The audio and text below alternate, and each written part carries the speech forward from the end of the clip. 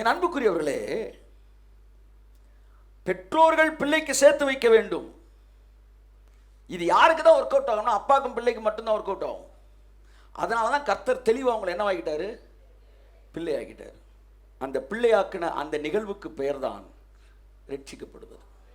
நான் ரட்சிக்கப்பட்டேன் அப்படின்னா பிள்ளை ஆகிட்டேன்னு அர்த்தம். அந்த ரட்சிப்பில் உங்களுக்கு அவர் பிள்ளை, உங்களை உங்களுக்கு பிதாவானார், உங்களை பிள்ளை ஆக்கினார், உங்களை மனவாட்டி ஆக்கினார், அவர் மனவாளன் ஆகிட்டார். இது எல்லாமே பாருங்களேன் ஓசியில் வர மேட்டராக தான் இருக்கு பாருங்க. நீங்கள் மனவாட்டினா என்ன அர்த்தம்? மனவாளன் என்னத்தை எல்லாம் கஷ்டப்பட்டு சேர்த்து வச்சிருந்தானோ அது எல்லாவற்றையும் மனவாட்டி இலவசமாய் அனுபவிக்கிறார். அதான் தெரியுமா சொல்லுவார், ஒரு பாக்ஸர் சண்டை போட்டு 2வது ரவுண்டு 3வது ரவுண்டு 4வது ரவுண்டு அடித்து தகர்த்து உடம்பெல்லாம் ரத்தக்கரையாகி கடைசியில் ஜெயிச்சு அந்த கப்பை வாங்குறான். வாங்கின உடனே அடுத்து ஃபோட்டோக்கு போஸ் கொடுக்கும்போது எல்லா பத்திரிகையிலேருந்து வந்திருக்கும்போது அதை அவன் மனைவிட்ட கொடுக்குறான். அவள் அப்படியே குளிச்சுட்டு ஆமாம் சன்சில்க் ஷாம்பு போட்டு முடியை இது பண்ணிவிட்டு அப்படியே அந்த கப்பை வாங்கி ஒரு போஸ் கொடுக்குறா. இதுக்கு பேர் தான் அவர் சொல்கிறார் டெரிமைஸு, இவன் கான்கரர், இவன் ஜெயம் கொண்டவன், அவளோ முற்றிலும் ஜெயம் கொண்டவர். More than a conqueror. Christ is a conqueror. We all are more than a conqueror.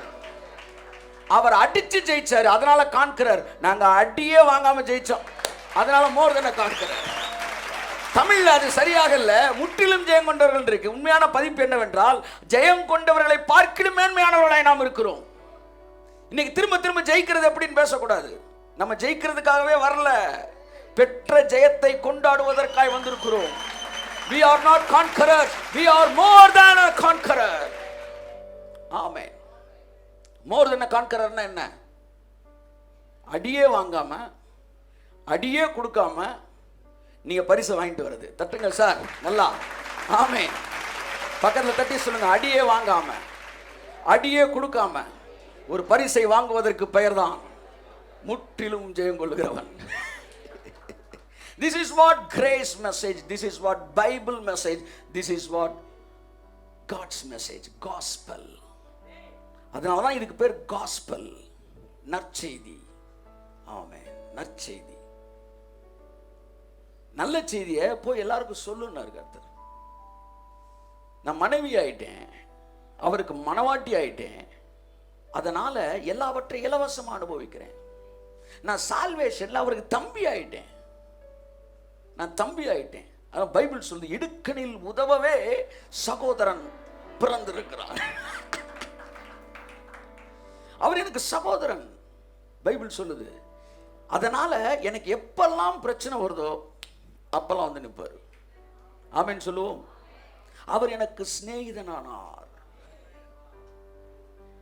சிநேகிதன் எல்லா காலத்திலும் சிநேகிப்பான். இந்த லீகல் அட்டாச்மெண்ட் நடந்துச்சு பாருங்க, அதுக்கு பேர் தான் சார் சால்வேஷன், அதுக்கு பேர் தான் சார் ரட்சிப்பு. அவருடைய பரிபூரணத்தினாலே ரட்சிப்பில் இணைக்கப்பட்ட எங்கள் எல்லோருக்கும் கிருபை மேல் கிருபை கிடைக்கப்பட்டது. இந்த காலை வேளையில் நான் சொல்லுகிறேன், நீங்கள் பரிபூரணப்பட்டதினால் அல்ல, உங்களுடைய பரிபூரணத்தினால் நீங்கள் கிருபை மேல் கிருபை பெறவில்லை. என்னைவில இன்னொரு பதிப்பு சொல்லுகிறது, blessing after blessings. ஆசீர்வாதத்து மேல ஆசீர்வாதம் உங்களுக்கு இருக்கா சார்? உங்க பரிபூரணத்துக்காக இல்ல, உங்க அப்பா பரிபூரணத்துக்காக. இயேசு சொன்னார், நானும் நீர் எனக்கு கொடுத்த பிள்ளைகளும். ஒரு மிஷனரி சொன்னாரு, அப்பா நான் உம்மை பார்க்கிறேன்ல நீங்க பாடக்கூடாது, ஏன்னா பிதா தான் அப்பா. இயேசு அப்பா நீங்க என்ன செய்யக்கூடாது? கூப்பிடக்கூடாது. எதுக்கு தான் செக் வைக்கிறதுன்னு ஒரு விவஸ்தை இல்லாம போச்சு. இவர் அப்பான்னு கூப்பிடுற, ஹஸ்பண்டை கூட அப்பான்னு கூப்பிடுது. பிள்ளைய கல்யாணம் ஆனவன அப்பானா எனக்கு எல்லா கேரும் எடுத்து அவர் அப்பா தான். அவர் என்னை பெற்றவராக இருந்தாலும் சரி, நான் கட்டினவராக இருந்தாலும் சரி, இப்போ எனக்கு மனவாளனாக இருக்காரு, எனக்கு அண்ணனாக இருக்கிறாரு, எனக்கு அப்பாவாக இருக்காரு, எனக்கு சிநேகிதனாக இருக்கிறாரு. இயேசுவே சொல்லிட்டாரு. எபிரேயர்லாம் சொல்கிறாரா? எபிரேயர் 2:13 வாசிப்போம். நான் அவரிடத்தில் நம்பிக்கையாய் இருப்பேன் என்றும் இதோ நானும் தேவன் எனக்கு கொடுத்த பிள்ளைகளும் என்றும் சொல்லி இருக்கிறார். இயேசு நம்மளை பார்த்து என்ன சொல்றாரு? பிள்ளைகள்ன்றாரு. நீங்க இயேசுவுக்கு பிள்ளைகள். என் அன்புக்குரியவர்களே, ஆகையால் அவருடைய பரிபூரணத்தினாலே உங்களுடைய பரிபூரணத்தில் அல்ல, இயேசுவின் பரிபூரணத்தினாலே நாம் எல்லாரும் ஆசீர்வாதத்தின் மேல் ஆசீர்வாதத்தை பெற்று கொண்டிருக்கிறோம். உங்க வாழ்க்கையில இயேசுவுக்கு என்ன ஆசீர்வாதத்துக்கான ரைட்ஸ் எல்லாம் பரலோகம் கொடுக்குதோ அது எல்லாவற்றையும் நீங்கள் அனுபவிப்பதற்கு பரலோகம் லீகலா ரைட்ஸ் கொடுத்துருக்கு. அவரை இரட்சகராக ஏற்றுக்கொண்டவர்கள் எத்தனை பேரோ அத்தனை பேரும் பிள்ளைகளாகும்படிக்கு லீகலா ரைட்ஸ் கொடுத்தாராம். பிள்ளைகளாகும்படிக்கு அனுமதி கொடுத்தார் அல்ல, பிள்ளைகளாகும்படிக்கு எந்திரிச்சுன்னு ஒரு ஆள் கை தட்டிட்டு உட்காருங்களேன். ஆமே. என்னை பிள்ளையாகும்படிக்கு அனுமதி தரவில்லை, அதிகாரம் கொடுத்தார். இந்த அதிகாரம் இடத்துல கிரீக் வேர்டு என்ன வருதுன்னா லீகல் ரைட்.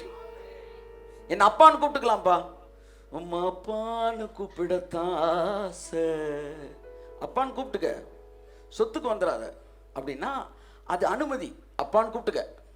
ஆனா இவர் அப்பான்னு கூப்பிடுறதுக்கு அனுமதி தரலையா, அதிகாரமே கொடுத்தாராம். ரட்சிப்பு என்றால் என்ன? நான் பிள்ளையாகும்படி பரலோகம் எனக்கு கொடுத்த அதிகாரம். நான் ரட்சிக்கப்பட்டுட்டேன்னா லீகலா பிள்ளை ஆயிட்டேன் சார். அவருடைய பரிபூரணத்தினாலே நான் டெய்லி கிருபை மேல கிருபை பட்டுக்கிட்டே இருக்கிறேன். My father is my ATM machine அப்படின்னு ஒரு டிஷர்ட்ல போட்டிருந்தான். My father is my ATM அப்படின்னா என்னன்னா, நம்மளாம் ஏடிஎம்ல போய் ரூபா எடுக்கிற மாதிரி அவங்க அப்பா சட்டையை கழட்டி போட்டுருக்கோம், ரூபா எடுத்துட்டு போயிடலாம். My father is my ATM. அந்த காலத்தில் எங்கள் அப்பா வந்து என்ன செய்வார், எண்ணி சட்டையை போட்டு கழட்டி போட்டுருப்பார், நாங்கள் அப்படியே எடுத்து சக்க அவர் க்ளீன் பண்ண திரும்ப எண்ணுவார், இன்னும் 5 ரூபா குறையுது. யாருமே 5 பேர் இருக்கோம் நாங்கள், எவனுங்க. எங்களுக்குலாம் அப்பவே ஏடிஎம் மிஷின் வந்துருச்சு. ஸோ பிதாட்ட இருந்து பிள்ளைகளாகிய நாம் ஆசீர்வாதங்களை பெற்றுக்கொள்கிறோம். இதற்கு நல்லா கவனிங்க. ஏதோ கிருபன்னா அப்படி நான் கிருபையில் வந்திருக்கேன் சார். சிலர் கிருபன்னும் போது அப்படி குறுகிடுறாங்க, நனைஞ்ச கோழி மாதிரி ஆயிடுறாங்க. கிருபையினாலே அப்படின்னா ஏதோ பார்த்து போடுங்க சார்ன்றாங்க. அது இறக்கண்டா, இறக்கம் வேற, கிருபை வேற. ஆமா, நீ நனைஞ்ச கோழியா வந்தா இறக்கம், ஆனா அப்படி சேவல் மாதிரி வந்து நின்னா கிருபை. கிருபைன்னு சொன்னா முதுகெலும்பு வளையவே கூடாது, அது இறக்கத்துக்கு நீங்க வளையலாம். ஆனா கிருபை என்பது லீகல் ரைட்.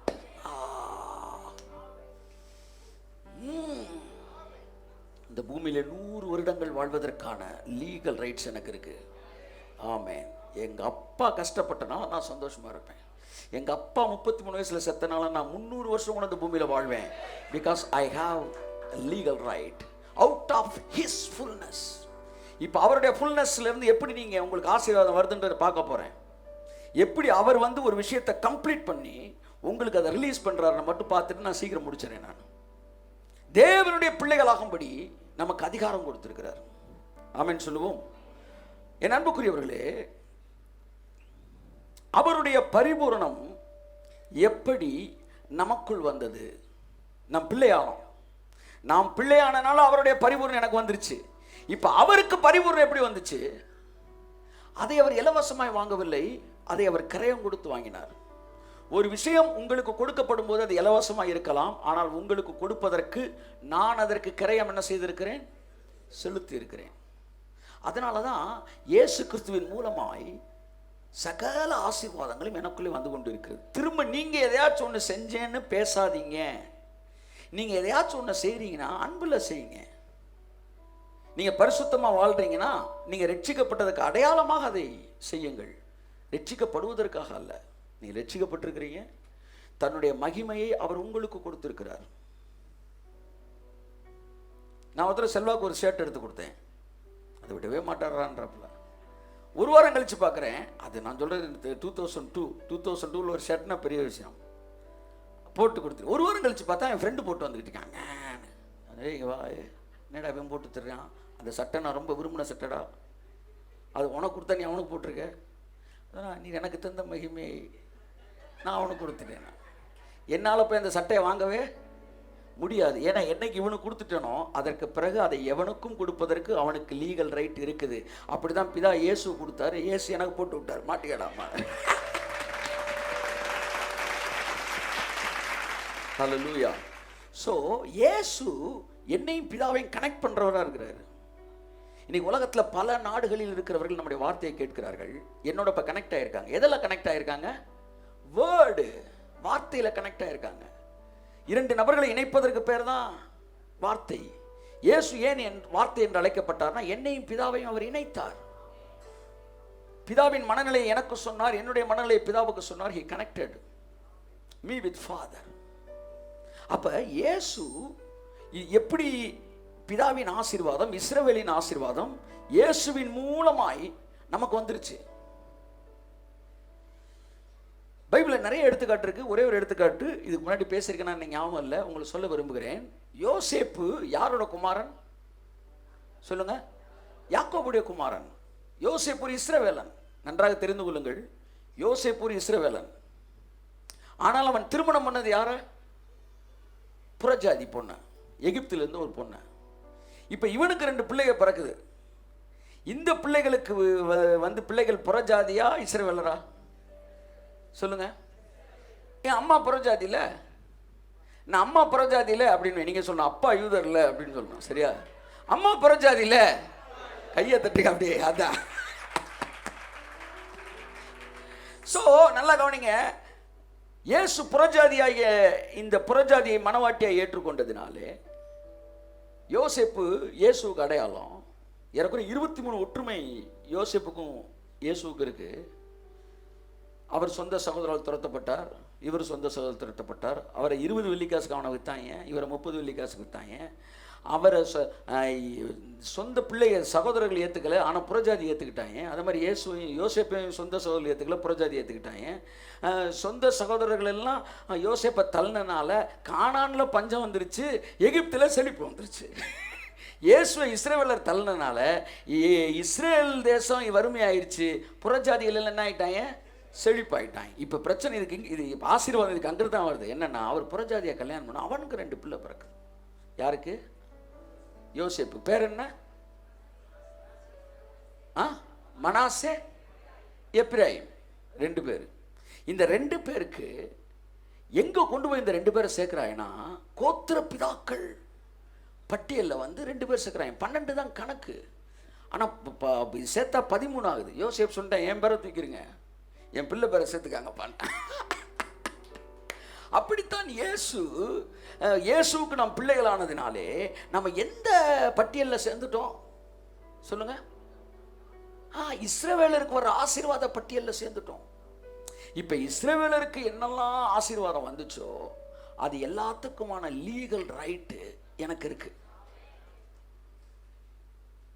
ஆனால் இஸ்ரவேலுக்கு என்னெல்லாம் சாபம் வந்துச்சோ அதெல்லாம் எனக்கு வரவிடாம தடுக்கிறதுக்கு லீகலாக ஒரு ஃபில்டரை எங்கே போட்டார்? சிலுவையில் போட்டார். ஸோ நல்லா கவனிங்க, சாபமெல்லாம் ஃபில்டர் ஆயிடுச்சு, ஆசீர்வாதம் மட்டும் பாஸ் ஆயிடுச்சு. இதுக்கு பேர் தான் சிலுவை. சிலுவைனா என்ன சொல்லுங்க? சாபத்தை எல்லாம் ஃபில்டர் பண்ணிட்டு ஆசீர்வாதத்தை மட்டும் உள்ள விடுது. இஸ்ரவேலருக்கு ஏகப்பட்ட சாபங்கள் வந்துச்சு, அதெல்லாம் தேவன் ஃபில்டர் பண்ணி இஸ்ரவேலுடைய ஆசீர்வாதத்தை மட்டும் உங்களுக்கு கொடுத்துட்டாரு. இதுக்கு என்ன பைபிள் வசனம் சொல்லுது அப்படின்னா, ரெபேக்காள் யாக்கோவை போய் அவங்க அப்பாட்ட ஜோம் பண்ணு, நீ தான் ஏசான்னு சொல்லுடா அப்படின்றான். உடனே சொல்கிறான், இல்லைம்மா நான் போய் நான் தான் ஏசான்னு சொல்கிறேன். அவர் தடவிடை பார்த்துட்டு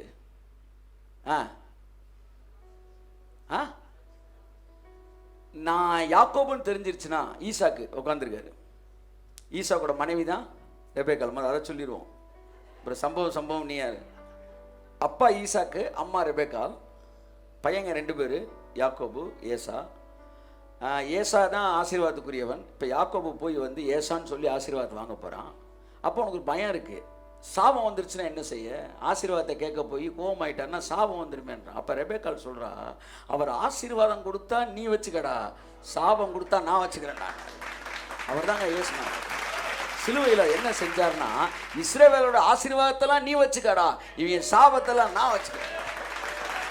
ஆகவே தான் நாங்கள் பழைய ஏற்பாட்டிலிருந்து ஆசீர்வாதத்தை பேசுகிறோம், ஆனால் சாபத்தை பேசுவதில்லை. அநேகர் கேட்பார்கள், வந்து நீங்க பழைய ஏற்பாட்டில் இருந்து ஆசீர்வாதத்தை பேசுறீங்க, அப்ப சாபத்தையும் பேசுங்க, ஆசீர்வாதத்தை மட்டும் எடுத்துக்குவீங்களா? ஆமா, ஆசீர்வாதத்தை மட்டும் தான் எடுத்துக்குவோம், ஆசீர்வாதத்தை மட்டும் தான் எடுத்துக்குவோம். ஏன்னா ரெபேக்காலே சாபத்தை ஃபில்டர் பண்ணி ஆசீர்வாதத்தை கொடுத்தா, இயேசுவும் அப்படித்தான் எங்களுக்கு பழைய ஏற்பாட்டில் இருந்து ஆசீர்வாதத்தை எங்களுக்கு கொடுத்துருக்கிறாரு. சாபத்தை எங்களுக்கு அவர் என்ன செய்யலை, கொடுக்கவில்லை. அதனால தான் பழைய ஏற்பாட்டில் வேதம் சொல்லுகிறது, யாத்திராகம் 19ஆம் அதிகாரம் 5ஆம் வசனம் 6ஆம் வசனம். இப்போ என்ன பேச போகிறேன் உங்கள்கிட்டனா, இயேசுடைய பரிபூரணத்தினாலே நம்ம எல்லாம் ஆசீர்வதிக்கப்பட்டோம் பிள்ளைகளானதினாலே. இயேசு எதன் மூலமாக இந்த பரிபூரணத்தை பெற்றார்? அந்த பரிபூரணம் எதன் மூலமாக அந்த பரிபூரணத்தை பெற்றார்? அதான் பேச போகிறோம். அந்த எதன் மூலமாக பரிபூரணத்தை பெற்றார் நீங்கள் புரிஞ்சுக்கிட்டீங்கன்னா, பழைய ஏற்பாட்டின் நியாயப்பிரமாணம் எப்படி முடிவுக்குள் வந்தது என்பதை நீங்கள் புரிந்து கொள்ளலாம். இந்த தலைப்பு, செய்தியின் தலைப்பு பேர் நியாயப்பிரமாணத்தின் நீதி. இப்போ உங்களுக்கு எனக்கும் ஒரு ஆசீர்வாதத்துக்கு ஒரு நீதி இருக்குது பார்த்தீங்களா? அது என்ன நீதினா, நியாயப்பிரமாணமே கொடுத்துச்சான். இதெல்லாம் செஞ்சவனுக்கு கட்டாயம் ஆசீர்வாதம் கொடுக்கணும்னு நியாயப்பிரமாணம் சொன்னதுனால இப்போ நம்ம ஆசீர்வதிக்கப்பட்டுக்கிட்டு இருக்கிறோம். ஏன்னா நியாயப்பிரமாணத்தை நம்ம நிறைவேற்றலை, நியாயப்பிரமாணத்தை இயேசு நிறைவேற்றினதினால் நியாயப்பிரமாணத்தின்படியே நீயும் நானும் ஆசீர்வதிக்கப்பட்டவர்களாய் இருக்கிறோம். ஆமென் சொல்லுவோம். இந்த நியாயப்பிரமாணத்தின் ஆசீர்வாதம் என்ன சொல்கிறது என்றால், உபாகமம் 7ஆம் அதிகாரம் 9ஆம் வசனம் வாசிப்போம். உபாகமம் 7:9. ஆகையால் உன் தேவனாகிய கர்த்தரே தேவன் என்றும் தம்மில் அன்பு கூர்ந்து தமது கற்பனைகளை கைக்கொள்ளுகிறவர்களுக்கு அவர் 1000 தலைமுறை மட்டும். அண்டர்லைன் தி வேர்ட். ஒரு மனுஷன் பழைய ஏற்பாட்டில் சொல்லப்பட்ட கற்பனைகள் எல்லாவற்றையும் கை கொண்டு முடித்து விட்டால், அவனை மட்டும் இல்லையா, அவன் தலைமுறை 1000 தலைமுறைய பரலோகம் ஆசீர்வதிச்சுத்தான் ஆகணும். இயேசு நியாயப்பிரமாணத்தை சிலுவை வரைக்கும் வாழ்ந்து நிறைவேற்றி முடித்தார். மத்தேயுல சொல்றாரு, நியாயப்பிரமாணத்தை அழிக்கிறதற்கு வந்தேன் என்று நினையாதிருங்கள், நியாயப்பிரமாணத்தை நிறைவேற்றுகிறதற்கே வந்தேன். எதுக்கு நிறைவேற்றணும்னா, நான் நிறைவேற்றினாதான்டா என் சந்ததி 1000 சந்ததி இலவசமாய் ஆசீர்வதிக்கப்படுவார்கள் என்பதற்காக அவர் நியாயப்பிரமாணம் முழுவதையும் நிறைவேற்றினார். இப்போ நீங்கள் எங்கே வரீங்க? இங்கே நியாயப்பிரமாணத்தை நிறைவேற்றினா என்ன, ஃபுல்னஸ் ஆஃப் பிளெஸிங் இருக்கான். இப்போ நீங்கள் எங்கே வரீங்க? இங்கே இயேசு நிறைவேற்றினார். நீங்கள் எங்கே வரீங்க? இந்த 1000 தலைமுறைன்னு இருக்கு பாருங்க, அங்கே வரீங்க நீங்கள். அதனால அவர் கான்கரர், நம்ம மோர் தென் a conqueror. பரலோகம் உங்களை ஆசீர்வதிச்சு தான் ஆகணும். ஏன்னா உங்க அப்பா நியாயப்பிரமாணத்தை சூப்பரா நிறைவேற்றிருக்கிறாரு. ஸோ இயேசு நியாயப்பிரமாணத்தை நிறைவேற்றினார். இயேசு ஏன் பூமிக்கு வந்தார் என்பதற்கு பதிலே என்னன்னா, மத்தேயு 5ஆம் அதிகாரம் 17ஆம் வசனம் வாசிப்போம். 5:17. நியாயப்பிரமாணத்தை ஆனாலும் தீர்க்க தரிசனங்களை ஆனாலும் அழிக்கிறதற்கு வந்தேன் என்று எண்ணிக்கொள்ளாதேயுங்கள், அழிக்கிறதற்கு அல்ல நிறைவேற்றுகிறதற்கே வந்தேன். இயேசு ஏன் பூமிக்கு வந்தார் நான் கேட்பேன். நீங்க சொல்லணும், நியாயப்பிரமாணத்தை ஏன் நிறைவேற்றணும்? நிறைவேற்றினா தான் 1000 தலைமுறை, 1000 வருஷம் கிடையாது. ஆமா, ஒரு தலைமுறை எத்தனை வருஷம்? 120 வாழ்ந்துருக்கிறாங்க, 80 இருந்திருக்காங்க, 40 வச்சுக்கோமே மினிமம். 40 வச்சுக்குவோம். 40ன்றது மினிமம். ஏன்னா அதான் இருக்கிறதுல கீழே 40 வருஷம் ஒரு தலைமுறைனா 1000 வருஷம் என்னாச்சு? 40,000 வருஷம். எத்தனை வருஷம் போயிருக்கு? 2000 வருஷம் போயிருக்கு. இன்னும் ஓசியில் அனுபவிக்கிறதுக்கு 38,000 வருஷம் பாக்கி இருக்குன்ற நான்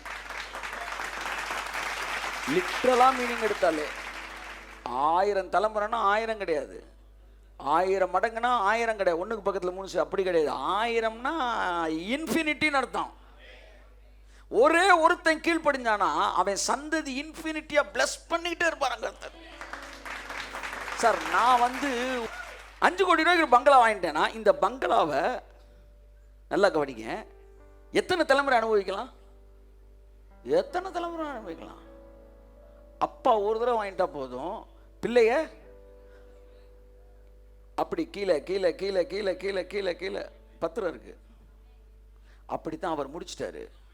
நாங்கள் 1000 தலைமுறை இலவசமாய். நீங்க எந்த ரூட்ல வேணாலும் வாங்கடா, கிருபையின் ரூட்ல வாங்க, நாங்கள் ஆசீர்வதிக்கப்பட்டிருக்கோம். நியாயப்பிரமாண ரூட்ல வரையா, அப்படியும் வா, நாங்கள் ஆசீர்வதிக்கப்பட்டிருக்கோம். நீ நியாயப்பிரமாண ரூட்ல தான் மனுஷன் ஆசீர்வதிக்கப்பட முடியும்னா அப்படியும் நாங்கள் வர ரெடியா இருக்கோம். வா, நியாயப்பிரமாணத்துக்கு கீழ்ப்படிஞ்சா ஆசீர்வதிக்கப்படணும்ல. ஆமா, எங்க அப்பா நிறைவேற்றினாரா இல்லையா? நிறைவேற்ற தான் வந்தேனார்ல, நிறைவேற்றினார். இப்போ நியாயப்பிரமாணம் இல்லைன்றீங்க. இல்லை, இருக்குன்னு சொன்னா 7ஆம் வசனம், இல்லைன்னு சொன்னா 8ஆம் வசனம். 5:8 சொல்றாரு, 7 சொல்றாரு நான் நிறைவேற்ற தான் வந்தேன். 8 சொல்றாரு எப்போ நிறைவேற்றப்படுதோ அன்னைக்கே அது முடிஞ்சு வச்சுறான்றாரு.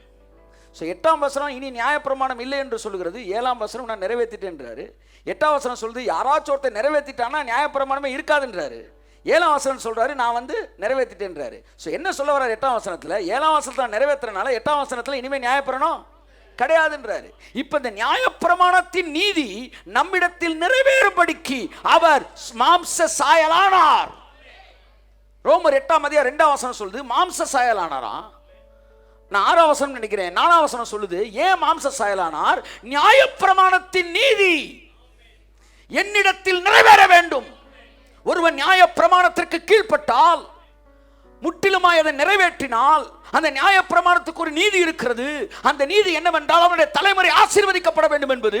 இயேசு கிறிஸ்து ஏன் நியாயப்பிரமாணத்தை நிறைவேற்றினார்? நியாயப்பிரமாணத்தின் நீதியாகிய ஆசீர்வாதம் எனக்குள் நிறைவேற வேண்டும் என்பதற்காக. ரோமர் 4ஆம் அதிகாரம் வாசிப்போம்.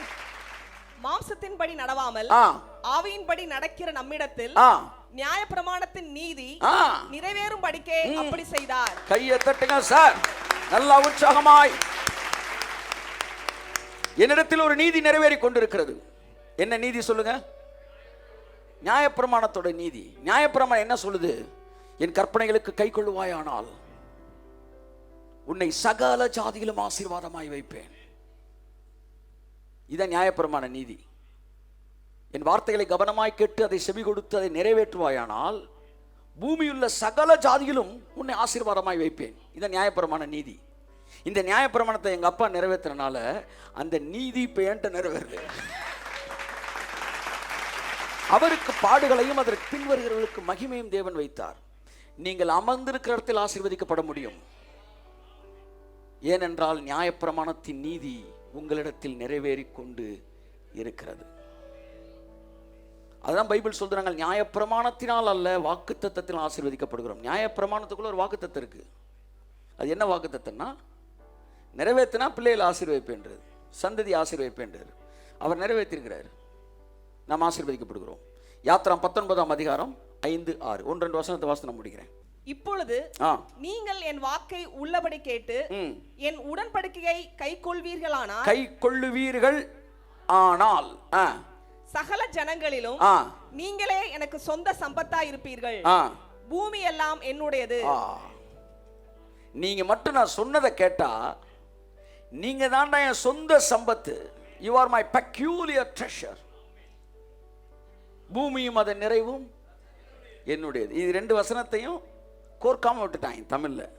ஆனா ஆங்கிலத்தில் அழகா இருக்கு. பூமியும் அதன் நிறைவும் என்னுடையதா இருந்தாலும் நான் சொன்னதை நீ கேட்டினா நீ தாண்டா எனக்கு சொந்த சம்பத்து. அது ஆங்கிலத்தில் இருக்கு. ஒரு மொழிபெயர்ப்பு ஏற்கனவே சொன்ன புதன், you are my pocket money. நீங்க யாரு சொல்லுங்க? என்ன சார் ரொம்ப குறைச்சி சொல்லிட்டீங்க பாக்கெட் மணின்னு. பாக்கெட் மணினா என்னன்னு தெரியுமா?